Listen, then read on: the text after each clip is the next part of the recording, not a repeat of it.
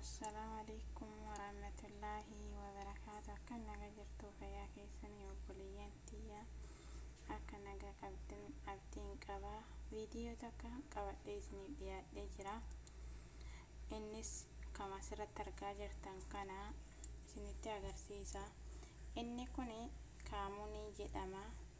Inni kun ammoo qarafa biyya keenyaati jechuudha. Inni kun ammoo mirmiriyaa jedhama. Mirmiriyaa. Inni kun ammoo abishiidha.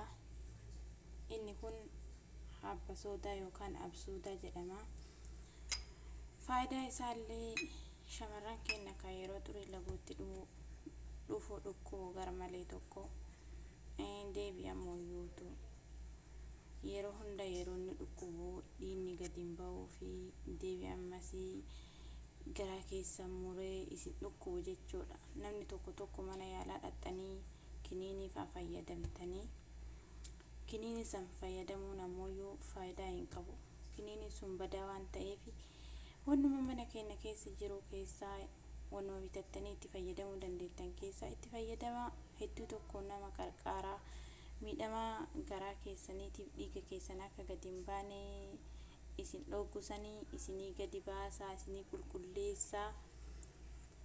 Yeroo hunda dafifadhaa hamma gaafa xurii laguu isinirraa baduutti dhugaa isiniin jedhaa itti fayyadamaa.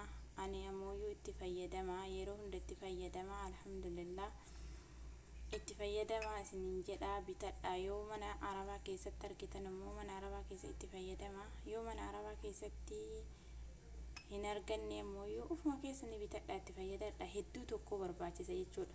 Mana yaalaa dhaqxanii kiniina nyaachuu irra kana mana keenyatti dafifannee jechuudha dhuguutu gaariidha, dhuguutu barbaachisaadha isiniin jedhaa. Inni kun baalli kun fa'a yoo kaawwanillee abishii kanneen fa'a arguu baattan isa kana yoo argatta inni kun sirriitti hedduun tokko faayidaa hedduu qaba. Garaa keessanii coggaarraa keessan kan isin gubuu deebii ammoo garaa keessa kan isin dhukkubu waa hedduuf dawaadha jechuudha. Kanaafi itti fayyadamaa isiniin jedhaa. Hin dafifadhaan akka itti dafifadhu na wajjin hin turaa isiniin jedha. Kun amatti naqee jira dafutti jira argaa jirtanii ibiddarra kaa'ee dafisaa jira. Akkasitti haganni takkattakuun na wajjin turaa isiniin jedha. Takkattakaa jira kalas akkana takkattakee yoo jedhee bakka haa turuu eeddanii daqiiqaa 5 daqiiqaa 10 irra tursiiftanii akkasitti